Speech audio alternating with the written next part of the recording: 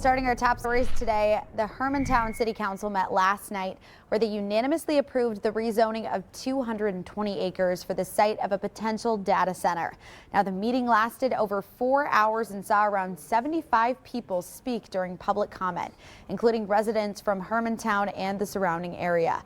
Councilors were given a presentation by project engineers and Minnesota Power to hear what the center could mean for the city. Engineers say the plans for the center would not require water cooling and would conform to local guidelines on lighting and noise requirements. The city highlighted benefits that the center could bring, including job creation and increased tax revenue.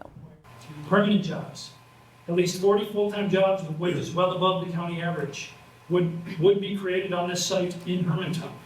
And what that means for this community, it means these are technical jobs in the technology sector. This diversifies our job sector beyond our foundational industries like mining, timber, and tourism. And that means that my kid, your neighbor's kid, or the kid from Iowa who fell in love with this place when they came here for college to seek their technology degree will have a much better chance of being able to stay here and work here as we created the chance for this project.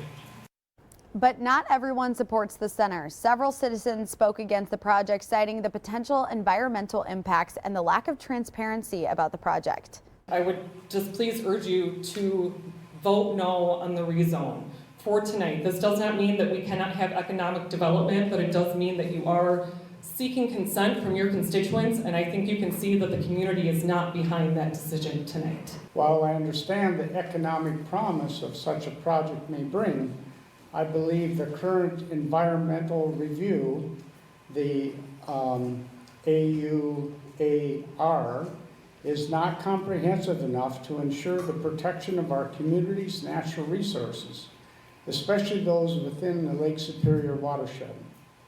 Now, city leaders did emphasize that the approval of the rezoning does not approve the data center itself. Instead, it simply is just another step in the process.